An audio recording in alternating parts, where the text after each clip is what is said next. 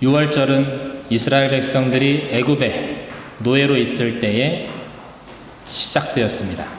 모세를 통해 이집트에 내려진 10가지 재앙의 마지막 재앙으로 장자의 죽음이 시작되었을 때 어린 양의 피를 문설주에 바르면 그 재앙이 그 집에 임하지 않고 넘어간다라는 하나님의 말씀이 있었습니다. 출애굽기 12장 1절에서 14절까지의 말씀을 제가 읽어보도록 하겠습니다.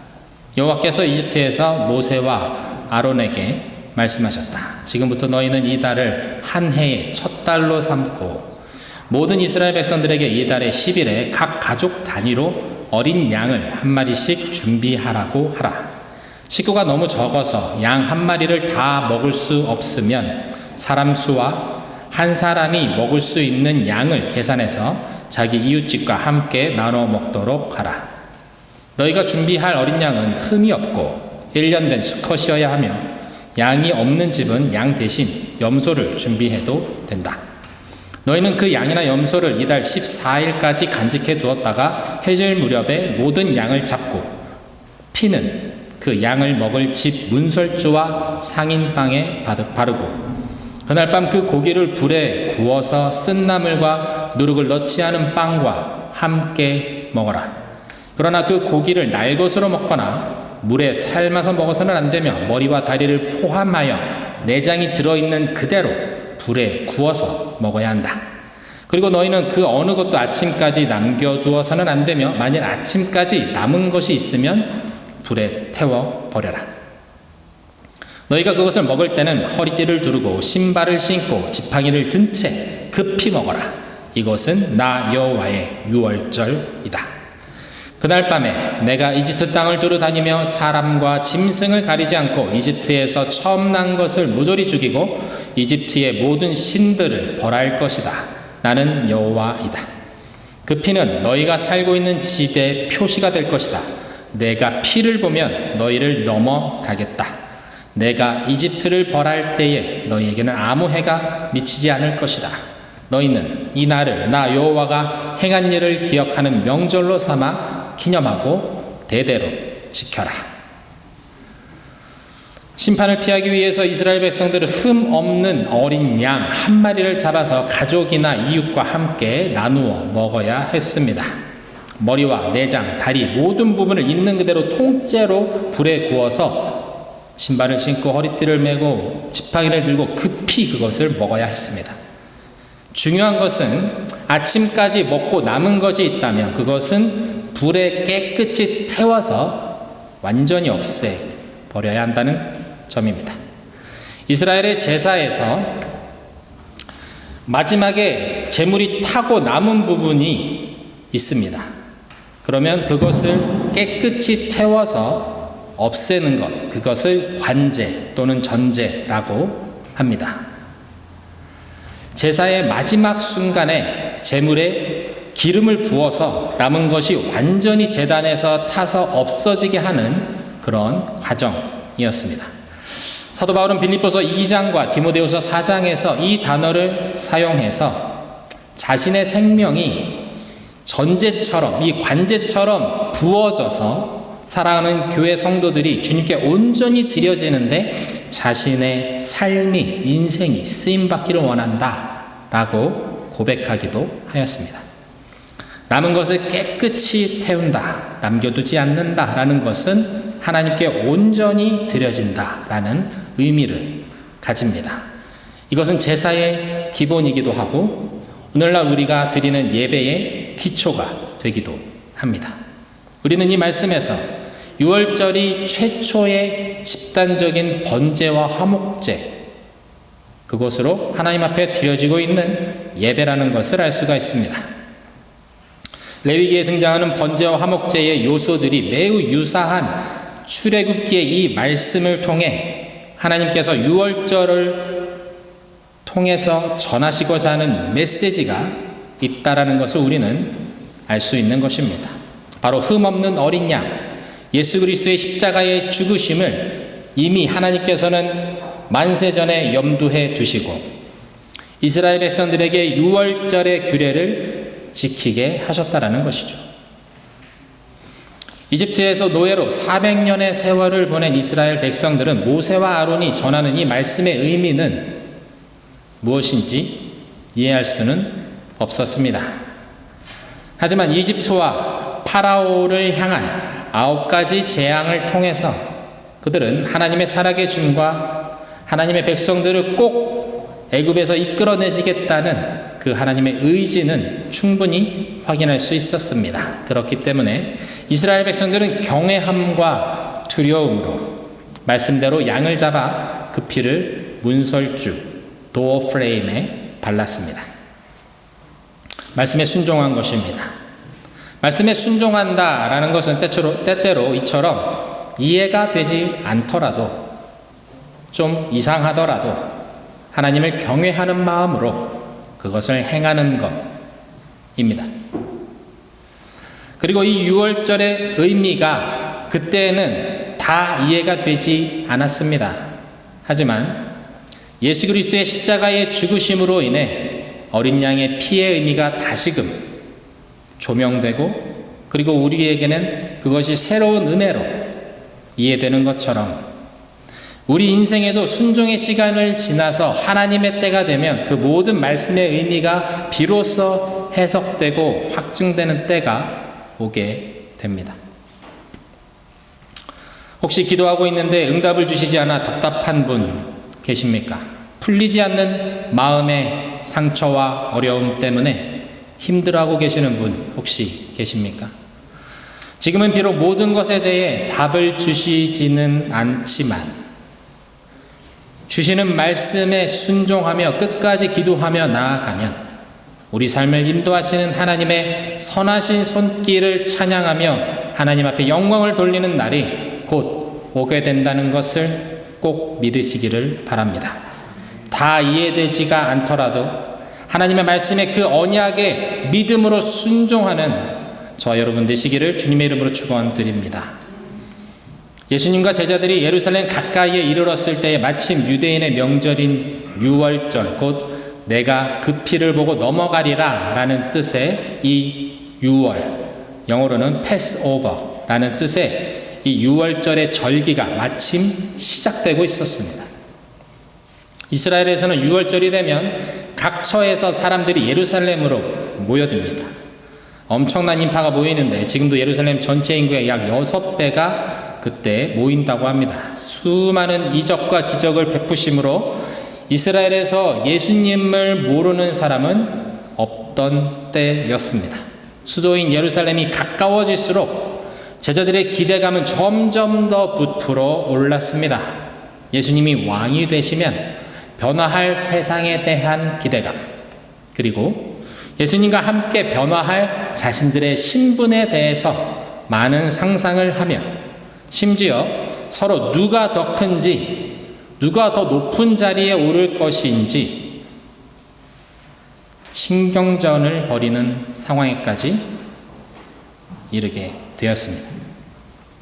한 예로 세베대의 두 아들이었던 야고보와 요한은 예수님을 따로 찾아가서 예수님께서 영광을 받으실 때 우리 형제를 하나는 왼쪽, 하나는 오른쪽에 앉혀주십시오 라고 예수님께 부탁을 하는 모습을 보이기도 합니다. 제자들은 예수님의 십자가의 죽으심과 그 부활의 말씀은 전혀 알지도 못하고 깨닫지 못하며 관심을 줄 수도 없었습니다.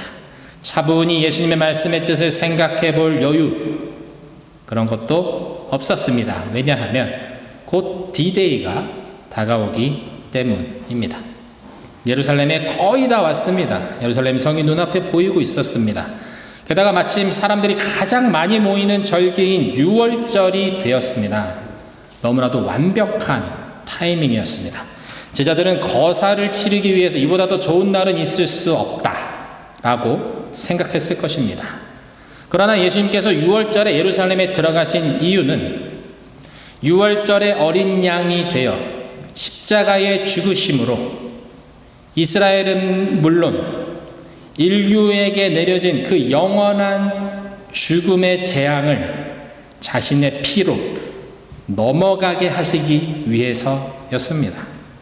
헛된 기대로 흥분하는 제자들과는 다르게 차분하고 결의에 차신 예수님의 얼굴이 그려지는 것 같습니다.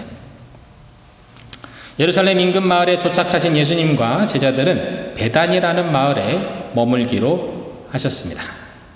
예루살렘 성이 생각보다 그렇게 크지 않기 때문에 이 절기가 되면 사람들이 그 주변 마을에서 숙식을 해결하고는 했습니다. 우리 뮌헨의 유명한 그 옥토버 페스트 축제가 되면 뮌헨에서는 호텔방을 구하는 것이 정말 어렵습니다. 물론 뮌헨 근교까지 사람들로 꽉꽉 들어차게 되는 것이죠. 이때 6월절도 비슷한 상황이었습니다. 예루살렘 성에 들어가기 위해서 사람들은 예루살렘 주변에 있는 동네에 들어가서 숙식을 해결하고 있었습니다. 그것처럼 예수님께서도 제자들과 함께 베단이라는 마을에서 숙식을 해결하신 것이죠. 이제 예루살렘 성에 들어가기 전에 예수님께서 제자들에게 한 가지 부탁을 하십니다. 그것은 맞은편 마을에 길가에 매여 있는 어린 나귀 한 마리를 끌고 오라는 것이었습니다. 오늘 본문 1절에서 3절의 말씀인데요. 같이 한번 읽어보겠습니다.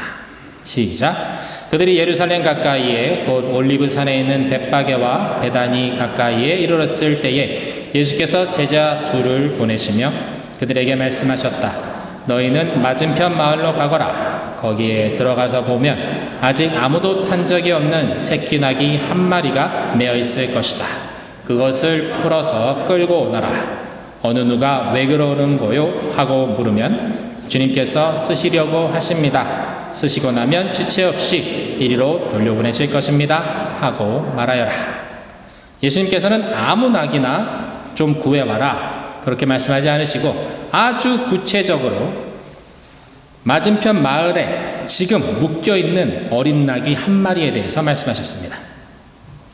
심지어 그 나귀는 아직 아무도 탄 적이 없는 나귀라고까지 말씀을 하십니다.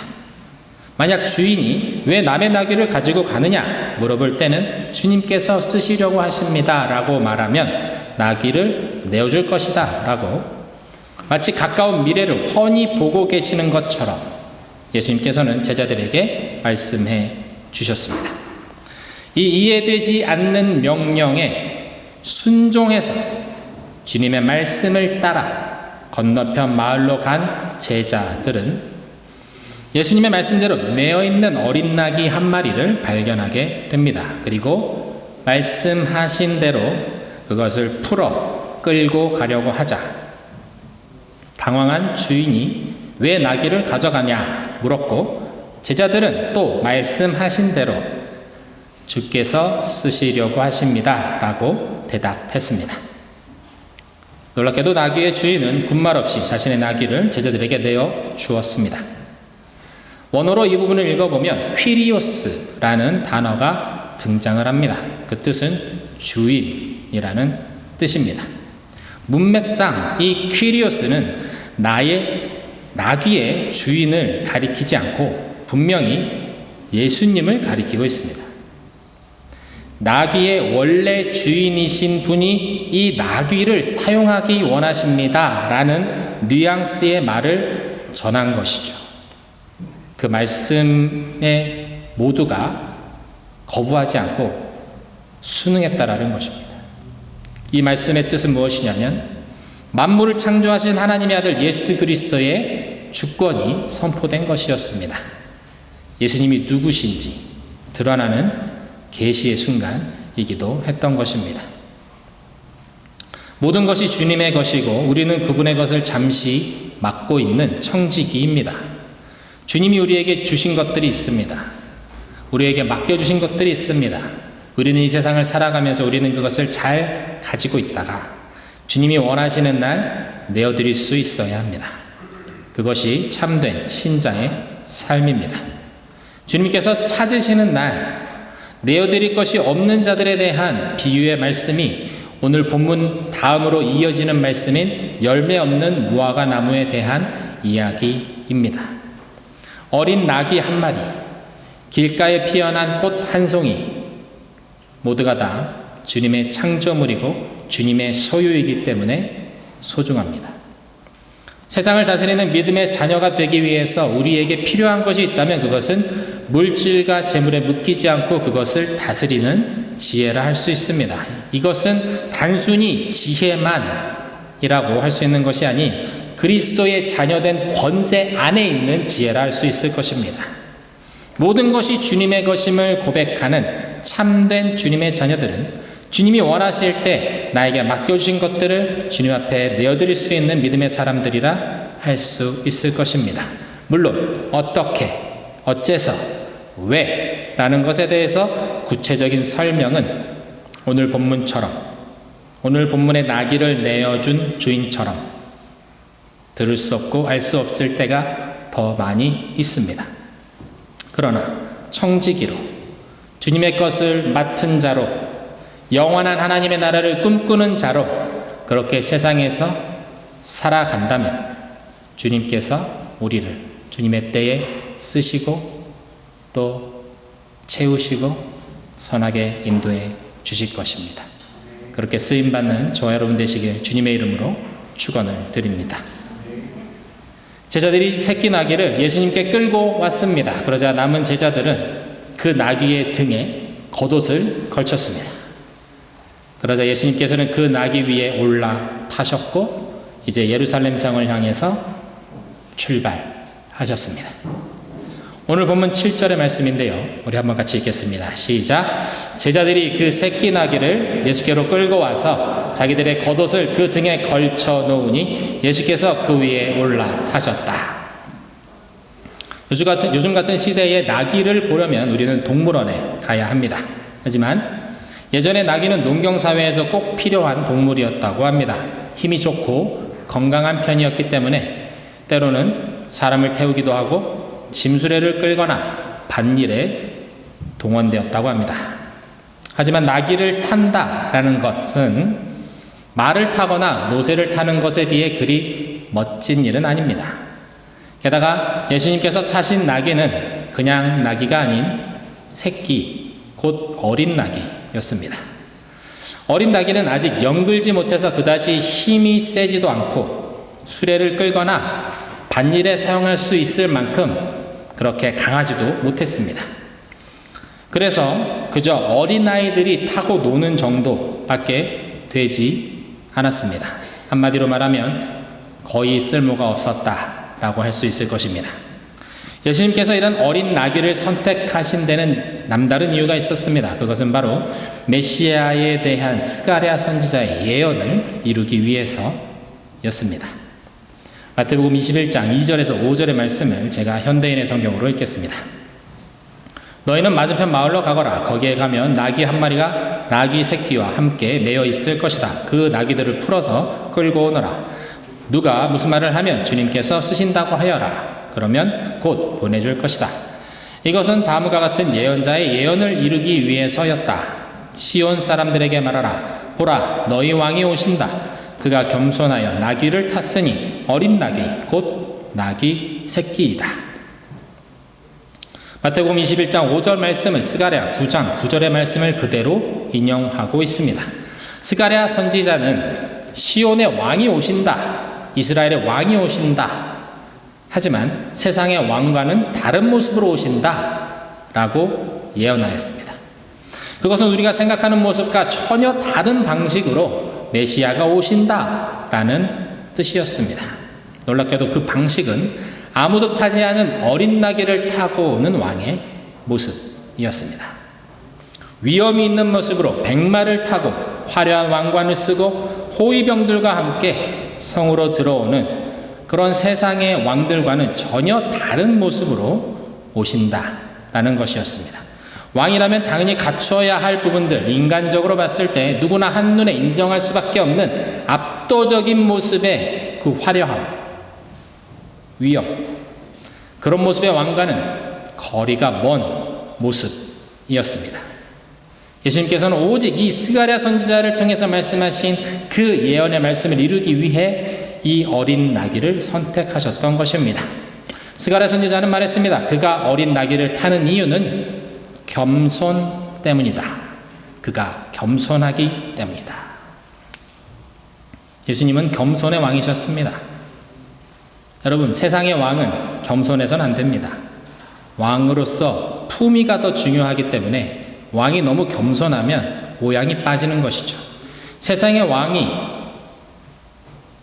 자비로울 수는 있겠지만 겸손해서는 안 되는 것입니다. 그러나 겸손의 왕이신 예수님은 그냥 나귀도 아닌 어린 나귀를 타셨습니다. 겸손하지만 가장 겸손한 모습, 어린 나귀를 타신 이유입니다. 예수님은 제자들 앞에 무릎을 꿇고 그들의 발을 손수 씻겨 주셨습니다. 그것은 노예만 하는 일이었죠.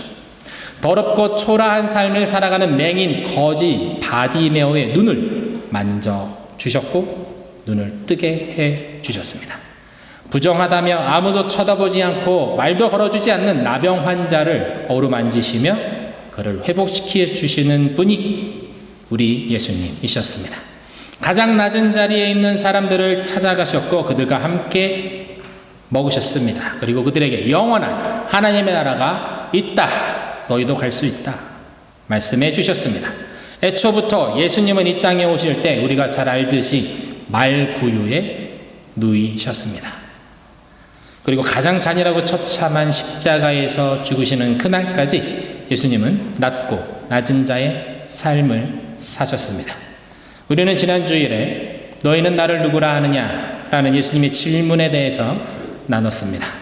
이 의미심장한 질문은 화려한 가이사랴 빌립보라는 그 도시, 신전들이 있고 당시 로마에서 가장 손꼽히는 휴양지 중에 하나였던 그곳에서 예수님께서는 제자들에게 이 질문을 던지셨습니다. 너희는 나를 누구라 하느냐? 이 질문은 어린 나귀를 타시고 예루살렘을 향해서 걸어가시는 예수님을 보는 사람들과 그 예수님을 기억하며 지금도 따라가고자 하는 오늘날의 신자된 우리들에게도 여전히 유효한 질문입니다. 어린 나귀에 앉으신 수척하고 그을린 피부의 예수님, 어린 나귀에 앉아있기 때문에 발이 거의 땅에 닿을 듯한 그 예수님, 그리고 아직 연글지 못해서 뒤뚱거리며 힘겹게 앞으로 나아가는 그 어린 나귀, 그 뒷모습을 보며 내가 만일 그 자리에 있었다면, 예수님을 따라가는 수많은 무리들 중에 내가 한 사람이었다면 나는 과연 어떤 생각을 했을까? 한번 고민해 보면 좋을 것 같습니다. 사람들은 어린 나귀를 타고 천천히 걸어오시는 예수님을 보면서 옷을 벗어서 길에 깔았습니다. 그리고 그 위에 종려나무 가지를 꺾어 올려 놓았습니다. 예수님의 앞뒤에 있는 사람들은 호산나를 외쳐대기 시작했습니다. 우리를 구원하소서, 우리를 구원하소서. 모든 사람들은 기대하고 있었습니다. 예수님이 분명 로마의 압제에서 자신들을 구원하고 새로운 나라를 세우실 것이라고 그들은 믿어 의심치 않았습니다. 그리고 가장 결정적인 외침은 바로 본문 10절 말씀에 있었습니다. 함께 읽어보겠습니다. 10절입니다. 시작. 복되다 다가오는 우리 조상 다윗의 나라여 더없이 높은 곳에서 호산나. 다시 말씀드리지만 이때는 6월절이었습니다. 수많은 이스라엘 사람들이 예루살렘으로 모이는 시기였습니다. 사람이 많이 모이면 문제가 생길 수 있는 확률은 높아지게 됩니다. 로마 군대 역시 상황을 주의하여 보고 있었습니다. 이스라엘은 로마에게 있어서 골치 아픈 속주 중에 하나였습니다. 왜냐하면 그들이 가지고 있는 선민의식, 하나님의 백성이라는 이 의식이 이스라엘 사람들을 강력하게 하나로 묶어주었고 이스라엘 사람들 그 특유의 단결력과 저항의식은 많은 로마의 총독들이 이 예루살렘으로 부임하는 것을 꺼리게 만들었기 때문입니다. 예루살렘 성 전체가 예수님의 등장으로 술렁이기 시작했습니다. 백성들 사이에서는 새로운 나라에 대한 열망이 타오르고 있었습니다. 바로 그때 성문 밖에서 들려오는 소리는 호산나, 다가오는 우리 조상 다윗의 나라여 였습니다.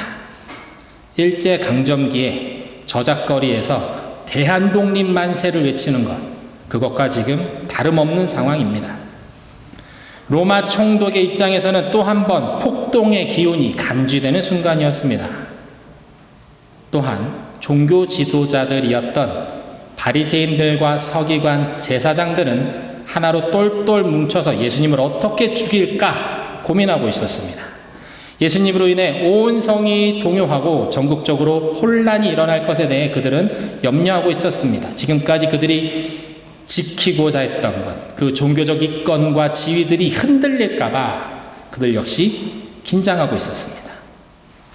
제자들도, 호산나를 외치는 무리들도, 구약성경과 율법을 잘 알고 있는 바리새인들도 예수님이 누구신지는, 무엇 때문에 예루살렘에 오시는지 모르고 있었습니다. 저마다 욕심을 쫓아서 예수님을 따르기도 하고 미워하기도 하고 적대하기도 하고 그러면서 주의 깊게 바라보기도 했습니다. 아마도 십자가를 향한 예수님의 발걸음의 그 무게는 오직 그 어린 나귀만 알고 있지 않았을까 하는 생각이 들었습니다. 쓸모없는 자신을 불러 언약을 성취하는 도구로 사용하시는 예수님, 그 십자가를 향한 무거운 발걸음에 누구도 관심을 두지 않았던 어린 나귀 한 마리가 자신의 힘을 최선을 다해 보태고 있는 것입니다. 말 못하는 한 마리 짐승이지만 주님의 뜻에 온전히 순종해서 예수님을 태우고 예루살렘을 향해 힘겹게 그 언덕을 오르는 어린 나귀는 다 알지 못하지만, 다 이해하지 못하지만 그 부르심에 순종하며 그 길을 묵묵히 걸어가고 있는 것입니다. 사랑하는 여러분, 주님께서 우리를 부르실 때가 있을 것입니다. 그때 우리는 그 이유를 다 알지 못해도 주님을 의지하여 나아갈 수 있어야 합니다. 세상은 분명 예수님에 대해서 오해하고 있습니다. 지금도 세상은 그렇습니다. 우리가 살아가는 세상은 계속 그럴 것입니다. 모든 사람들이 예수님을 이용하고 견제하고 미워할 때 우리는 주님의 순전한 어린 나귀가 되어서 주님이 원하시는 때에 순종으로 응답할 수 있어야 할 것입니다. 어린 나귀와 같이 연약하고 쓸모없는 우리 인생을 들어서 예언을 성취하시고 구원을 이루시는 예수 그리스도의 그 놀라운 사랑의 역사가 저와 여러분의 삶 가운데 더욱 충만하시기를 소원합니다. 이 시간 함께 찬양하며 주신 말씀 가지고 기도했으면 좋겠습니다.